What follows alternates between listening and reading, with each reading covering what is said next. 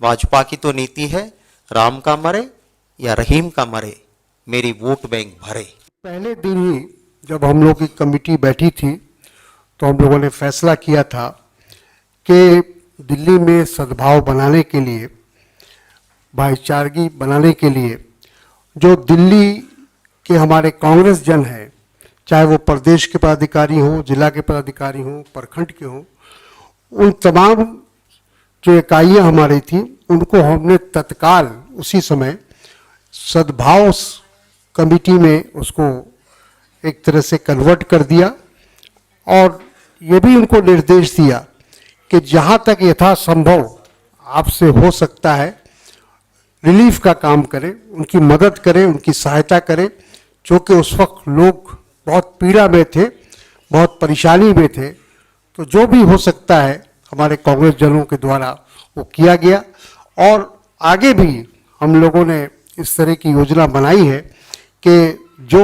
कि हम सत्ता में नहीं हैं, हमारे पास वो अधिकार नहीं है, लेकिन तो भी हमसे जो बन पड़ेगा हमारी कांग्रेस पार्टी से हम लोग उसके लिए प्रयास करेंगे और कोशिश करेंगे कि उनकी हर तरह से मदद की जाए।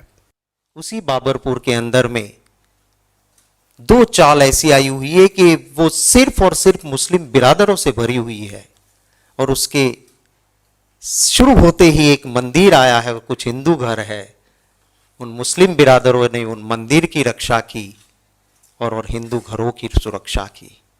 उसी तरह अगर गोंडा चौक में जाके हमने देखा तो कुछ गुर्जर भाइयों ने जो वहीं पे मुस्लिम बिरादर बसते थे उनकी सुरक्षा करने का काम उन्हीं हिंदू भाइयों ने किया। भारतीय जनता पार्टी और आम आदमी पार्टी दोनों ने वोट बैंक पॉलिटिक्स के लिए कहीं ना कहीं शुरुआत भारतीय जनता पार्टी के प्रधानमंत्री करते हैं जिम्मेवार कुर्सी से कि कपड़े कैसे पहने हैं और कौन विरोध करता है कपड़े से पहचानो। फिर अमित शाह बोलते हैं बटन ऐसा दबाओ कि करंट शाहीन बाग में लगे और वो भागे। कोई तुक नहीं था एक जिम्मेवार लोगों को ऐसा बोलना।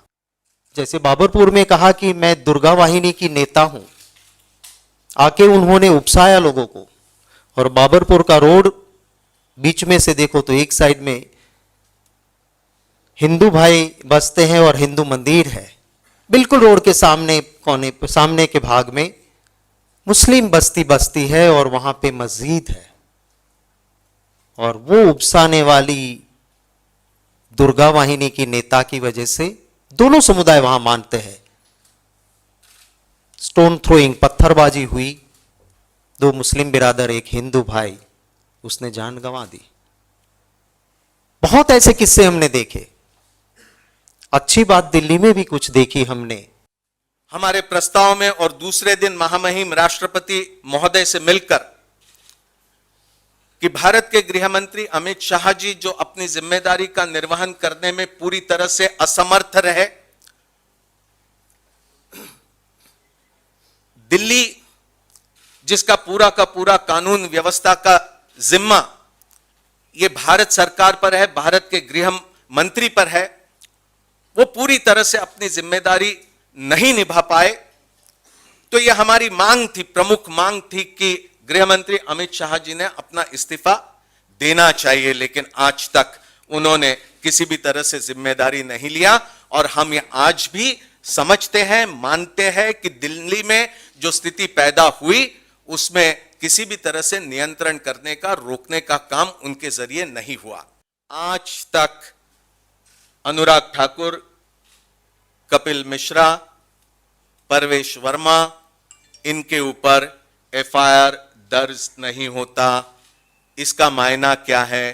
क्या भारत सरकार दिल्ली में अमन, चैन, शांति का माहौल चाहती है या नहीं चाहती? अमित शाह जी ने तो किसी एक जगह यह भी कहा था कि हो सकता है कि भारतीय जनता पार्टी जो दिल्ली के चुनाव में नाकामयाब रही उसमें कुछ ऐसे भी भाषणों का योगदान रहा होगा, लेकिन इन लोगों के तरफ कोई एफआईआर इन पर दर्ज नहीं होती, किसी भी तरह से इन पर कार्रवाई होते हुए नजर नहीं आती।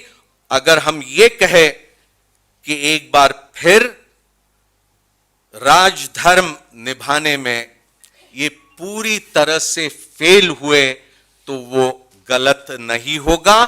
ये दंगों के चलते, जहां अमेरिका के राष्ट्रपति दिल्ली में मौजूद थे, ऐसे हालात में भी जो दंगे भड़के, उससे भारत की छवि पूरे दुनिया में बुरी तरह से धूमिल हुई। पर ये जहर घोलने का काम भारतीय जनता पार्टी, उनके चट्टे बट्टे ने करवाया, और जिनको इतना बड़ा बहुमत मिला था वो आम आदमी पार्टी ने भी अपनी वोट बैंक पॉलिटिक्स के चलते, वरना सारा सिविल एडमिनिस्ट्रेशन उनके पास था। क्या आपको पता नहीं चलता था कि ट्रक लोडेड स्टोन्स आ रहे हैं, पेट्रोल बम्स आ रहे हैं, इतने सारे हथियार आ रहे हैं? अमित शाह तो चाहते हो इसलिए पुलिस कुछ आने दे हो, पर आम आदमी पार्टी की भी जिम्मेवारी थी कि तुरंत जाग के ये सारी चीजें एक्सपोज करते। दंगे नहीं होते अगर सही मायने में कोशिश होती दो में से किसी भी सरकार की। ये नहीं हुआ है।